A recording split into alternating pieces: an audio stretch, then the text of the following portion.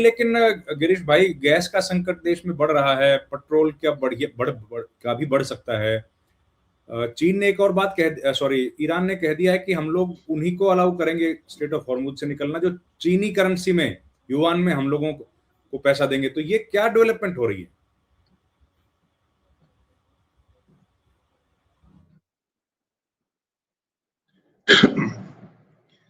देखिए चरण जी, बदनसीबी ये है कि ब्रिक्स का जो कॉन्सेप्ट शुरू हुआ उसमें हम लोग सबसे बड़े पार्टिसिपेंट थे। We are the founder members of BRICS, Brazil, India, Russia, China, South Africa. अब उसमें अगर बीच रास्ते में आप अगर उसमें से हटना चाहते हो तो भुगतना भी आपको ही पड़ेगा। आपने तो अपना स्टैंड चेंज कर दिया था। आज पूरा यूपीआई का कॉन्सेप्ट हम लोग देख के आए, जो न्यू डेवलपमेंट बैंक ब्रिक्स की बनी, और उन्होंने कभी भी नहीं बोला है कि हम ब्रिक्स की करेंसी को लॉन्च कर रहे हैं। वो बोलते हैं कि आप अपने अपनी करेंसी में डील करो। और हमने जो यूपीआई से रियल टाइम पेमेंट का सिस्टम अडॉप्ट करके दिया, उसमें इवन सऊदी अरेबिया और दुबई ने वो करके देख लिया है। रियल टाइम ट्रांसफर हो रहा है, उसमें बैंक का कोई इंटरवेंशन नहीं है। आप अमेरिका आप पे दादागिरी इसी चीज का कर रहा था कि उसका सारा डॉलर का मूवमेंट, आपका किसी भी डॉलर पैसे का मूवमेंट वो आपके स्विफ्ट के थ्रू होता था, जिसमें पूरी बैंक्स लिंक थी। तो आपने स्विफ्ट को बाईपास कर दिया। अभी आप अपनी करेंसी में अपनी सिस्टम के थ्रू आप कर सकते हो, और फिर हर चीज को आपको डॉलर में देने की जरूरत नहीं है। और ये इसका सबसे बड़ा सबूत जो हमको देके गए थे वो डॉक्टर मनमोहन सिंह थे। जब पहली बार सैंक्शन लगा ईरान के ऊपर, तभी हम लोगों ने एक वोस्ट्रो अकाउंट खोल दिया था कलकत्ता की सेंट्रल बैंक में, यूको बैंक में। उसमें ये अरेंजमेंट था कि हम आपसे तेल लेंगे, उसका पैसा उसी अकाउंट में जमा कराएंगे, और हम जो आपको गेहूं भेजेंगे उसका हम डिडक्ट कर देंगे अपना। वो यूएन के सैंक्शन चार्टर में नहीं आता है, तो उस पर आप सैंक्शन नहीं लगा सकते हो। तो ये सिस्टम तो ऑलरेडी डेवलप था, लेकिन क्योंकि हमारी गवर्नमेंट को सारा चीज बदल देना था, तो आपने वो वोस्टर अकाउंट का सिस्टम बंद कर दिया। अभी पता चला है कि सब बैंकों को आपने परमिशन दी है कि आप भाई दूसरी बैंकों का वोस्टर अकाउंट खोलिए और इसको ऑपरेट करना शुरू करिए, क्योंकि फ्यूचर यही होगा। चाइना से माल लेने जाओगे वो युआन में मांगेगा, आप रशिया से मांगने जाओगे तो रूबल में मांगेगा, तो आप कहां से निकालोगे? तो डॉलर का डोमिनेशन खत्म हो रहा है। इनका डिफेंस का जो पूरा एक हवा खड़ा किया हुआ था कि ये इतने सब पावरफुल है, ये सब जगह रेजिम चेंज करा, लेकिन गलती इनकी यहाँ पे हो गई कि मदुरो के केस के बाद और सीरिया में करने के बाद इनको ये कॉन्फिडेंस इतना आ गया था कि हम जहां चाहे वहां रेजिम चेंज कर देंगे। और अली खमैनी को जैसे ही उन्होंने उनकी हत्या कर दी तो लगा कि पब्लिक सड़क पे आ जाएगी। और आप याद हो तो ट्रंप ने भी अनाउंस किया था कि भाई जो विरोधी हैं उनको हमने बहुत बड़ी अपॉर्चुनिटी दी, अब आप रोड पे निकलिए और आप अपना रूल ले लीजिए। दैट मिसफायर्ड, क्योंकि दूसरी कंट्रीज में, सीरिया में देख लो, इम्बैलेंस था। यहाँ पर तो 85 से 90% शिया लोग हैं, तो इसमें तुम उसको रेजिम कैसे चेंज करोगे? उनके धर्मगुरुओं को मारने का रिएक्शन अभी आप देख रहे हो, और जितना आप उनको तोड़ने की कोशिश कर रहे थे वो ज्यादा इकट्ठे हो गए, वो पावरफुल हो गए। और अभी आप देखिए, मैं कुछ चेक कर रहा था कि 3 दिन पहले चाइना ने वहां पे एक बहुत ही लियांग करके इन्होंने एक स्पाई, लिया वैंग 1, उन्होंने एक स्पाई शिप भेज दी है। वो इंडियन ओशन में खड़े खड़े 5000 किलोमीटर का पूरा एरिया का रियल टाइम डेटा उनको दे रही है कि यहाँ पर नीचे सबमरीन भी आएगी तो भी वो ढूंढ पाती है, एयर के अंदर कुछ मूवमेंट होता है तो भी कर पाती है, और आपके आसपास आने वाली मिसाइल का खतरा भी वो आपको इन टाइम, रियल टाइम से वो आपको डेटा दे पाता है, जिसको ईरान बहुत अच्छे से जवाब दे पाता है। और दिक्कत यह है कि सिर्फ आपको ईरान की आर्मी से नहीं लड़ना है, आपको इनकी जो पैरेलल दूसरी जो सब्सिडरीज हैं, हूथियों से लड़ना है, हिजबुल्लाह से लड़ना है, इनसे हेजबुल्लाह से लड़, तो ये आप देखिए जितने भी इनके वो इतने पावरफुल हैं। आप देखिए इसराइल से तो वो बगैर रॉकेट, बगैर एयरफोर्स, बगैर नेवी के तो वो लड़ ही रहे इतने सालों से। वो गाजा में बहुत ही कुछ बोलते हैं, वो कर पाए नहीं है। और जैसे ही इन्होंने कमांड सेंटर इसराइल का तोड़ दिया, उसके बाद लास्ट 72 आवर्स में इतने सारे क्लस्टर बॉम्ब मारे गए हैं कि उसकी वो पोजीशन नहीं रही है। लेकिन क्योंकि उन्होंने अपलिंकिंग पे बहुत बड़ा रिस्ट्रिक्शन डाल दिया, रिपोर्टिंग पे उन्होंने ब्रेक मार दी, तो आपको पता नहीं चलता है। फिर भी जो छन के न्यूज आ रहे हैं उसमें अल जजीरा ने भी फोटो दिखाया था कि आप ये गाजा देख लो और ये टेल अवीव देख लो, दोनों में फर्क नहीं है, उन्होंने उसको भी फ्लैट कर दिया। तो रियल पोजीशन अलग है। ये समझ तो ट्रंप भी रहा है कि गलती हो गई है, लेकिन अब वो कुछ अच्छा इज्जत वाला रास्ता ढूंढने की कोशिश में कि मैं कहीं से निकलूं। और अब उसके पास एक रास्ता रहा है कि वही जिनको ये सैंक्शंस लगा रहा था उनको चाइना और पुतिन को समझाने के बगैर ये सेटलमेंट होगा नहीं। लेकिन बदकिस्मत ये कि हमको देखना पड़ेगा कि ये रेजिम के होते हुए ईरान अभी हमको सपोर्ट करेगा क्योंकि रशिया भी देखिए दोस्ती उसने निभाई, उसने बोला मैं आपको तेल तो दूंगा लेकिन not at the concessional rate, अभी आपको प्रीमियम के साथ देना पड़ेगा। तो आपने जो करा है उसका आपने ये नहीं सोचा कि फ्यूचर में इंडिया के ऊपर क्या असर होगा, जिसका खामियाजा हम कैसे भुगतेंगे और कैसे उसका रास्ता निकलेगा वो भविष्य बताएगा। जी, तो भारत पर क्या असर इसका देख रहे हैं गैस के संकट पे?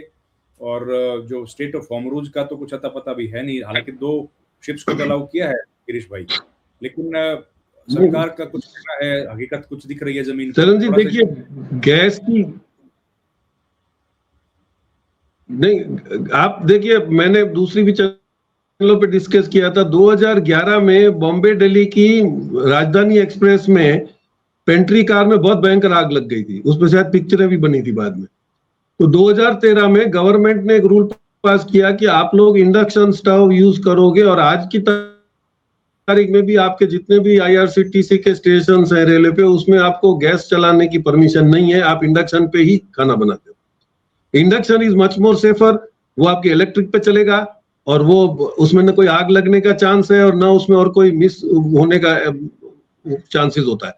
तो आप देखिए कि जैसे बड़े आपके जैसे आप इंडक्शन अगर घर का पकड़ो तो 1700 से 3500 तक अच्छे अच्छे आपको मिल रहे हैं। तो आपने उसको ऑल्टरनेट की तरह गवर्नमेंट को उसको प्रमोट करना था। आपको पता है जैसे ही वो इलेक्ट्रिसिटी सप्लाई ज्यादा नहीं हो पाती तभी आपने सोलर कुकर को बहुत प्रमोट किया था, उसमें 50% सब्सिडी देते थे। तो आज भी वही मौका आ गया है। और आपने वैसे भी सिटीज के अंदर तो आपके दोस्तों की गैस की पाइपलाइन बिछवा दी है, तो वहां पे तो वैसे भी सिलेंडर की डिमांड नहीं है। अब सिलेंडर में दिक्कत यह है कि इनका क्या करा है, इनको महंगा पड़ रहा है, क्योंकि उज्ज्वला योजना में सीएजी की रिपोर्ट मानो तो उसके अंदर करोड़ों का घोटाला है। मतलब जितने सिलेंडर की आप रिक्वायरमेंट बता रहे थे उतने प्रैक्टिकली थी नहीं, और फिर आपको जहां मर्जी पड़ती है वहां 500 में देते हो, जहां पे होते 1500 में होती है। तो इनका जो क्या करा है वो अब इनके गले में आ गया। लेकिन जो शॉर्टेज, ये एक इंडियन मेंटालिटी है कि आपने 10 लोगों ने मैसेज भेज दिया कि कल से अगर पेट्रोल नहीं मिलेगा तो रात को सारे पेट्रोल पंप पे खड़े होकर भरवाते हैं, तो ऑब्वियस है कि उसकी जो लिमिट है वो खत्म हो जाएगी, वैसे शॉर्टेज हो जाती है। तो ये गवर्नमेंट का काम है। आपके पास बहुत एक पावरफुल उस वक्त एक्ट था, that was MRTP act, monopoly restricted trade practice में अगर आपने कोई भी धंधे में गड़बड़ करी जिसमें पब्लिक को परेशानी होती है तो आपका लाइसेंस कैंसिल हो सकता है, आपको पेनल्टी हो सकती है, आपको जेल हो सकती है। तो एमआरटीपी एक्ट कहां गया? तो ये अभी आप एसेंशियल कमोडिटी में उसको डाल रहे हो, क्योंकि गवर्नमेंट को पहले दिक्कत पैदा करने की आदत है और फिर उसका सॉल्यूशन बताने की आदत है, ये दिखाने के लिए कि हम लोग आपकी बहुत चिंता करते हैं। लेकिन ये नहीं, गवर्नमेंट का काम ये होता है कि मुसीबत खड़ी ना हो, उसके लिए उन्होंने एंटीडोट्स क्या खड़े करे वो देखना था। लेकिन आप तो सॉल्यूशन ऐसा देते हो कि कोरोना से डरना मत, आप थाली बजाओ, आप वाटी बजाओ, आप मोमबत्ती जलाओ। ये गवर्नमेंट का अप्रोच नहीं था। गवर्नमेंट का अप्रोच 21वीं सदी में बहुत प्रैक्टिकल होना चाहिए। तो अभी आप डिक्लेयर कर दीजिए कि इंडक्शन जो स्टोव है वो आपको 50% सब्सिडी में मिलेगा। अभी मैं शुक्ल जी को सुन रहा था तो उन्होंने बोला कि अभी तो अमेज़न पे भी आउट ऑफ स्टॉक हो गया, सब जगह आउट ऑफ स्टॉक है, क्योंकि पीपल हैव रियलाइज्ड। लेकिन जैसे ही वो पब्लिक खरीदेगा तो आपके दोस्तों की गैस की डिमांड कम हो जाएगी, तो अल्टीमेटली उनको भी तो बचाना है क्योंकि वो माई बाप है। तो आपका जब इरादा ही नेक नहीं होता है तो फिर आपका डिसीजन भी नेक नहीं होगा, ये तय है। लेकिन इतना बड़ा हल्ला गुल्ला नहीं है, वो शुरू होगा, उसमें आएगा। और सबसे बड़ी बात तो ये है कि आपने अपने पड़ोस में जो संबंध बिगाड़े थे उसी की वजह से आप परेशान हो। एशिया का 25% आपका नेचुरल गैस मलेशिया एक्सपोर्टर है। वो जापान को भी देता है, साउथ कोरिया को भी देता है, वो ताइवान, सबको वो गैस एक्सपोर्ट कर रहा है, जापान को भी कर रहा है। तो आपको क्या दिक्कत है वहां जाके निगोशिएट करने में?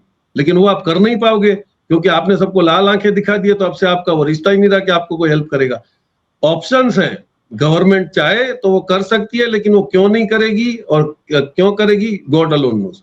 लेकिन ये हल्ला गुल्ला खड़ा करना, आपको पता है लास्ट टाइम किसी मिनिस्टर का एक ऑडियो लीक हुआ था, उसने बोला कि भाई अभी प्याज पे हम लोग एक्सपोर्ट का परमिशन नहीं दे सकते। आप समझ नहीं रहे हो, अगर एक्सपोर्ट की परमिशन देंगे तो मार्केट वाले प्याज दबा लेंगे और फिर गवर्नमेंट बदनाम हो जाएगी कि देखो उन्होंने आपने एक्सपोर्ट कर दिया तो हमारा प्याज की कीमत बहुत बढ़ गई।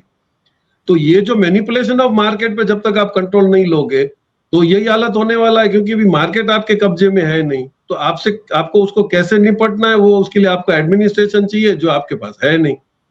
तो ये इतना बड़ा जो हल्ला गुल्ला खड़ा करें, ऐसी कोई पोजीशन नहीं है। और अभी गैस जो आपके पास बफर स्टॉक में 45 दिन का पेट्रोल डीजल पड़ा है वो बिक रहा है, आपके पास गैस के स्टोरेजेस होते हैं। आपके पास ऑल्टरनेट बायोगैस के आपने करोड़ों रुपए जो आपने R&D पे खर्च कर दिए, वो बायोगैस वाले प्लांट कहाँ गए? तो ये बोलना कुछ है, कथनी करनी में फर्क है। और ये जो अगर कुछ खराबी होगा तो वो हमारी गलतियों की वजह से ही होगा, बाकी इसमें कोई इतनी बड़ी दिक्कत नहीं है जितनी ये गोदी मीडिया बता रहा है। जी।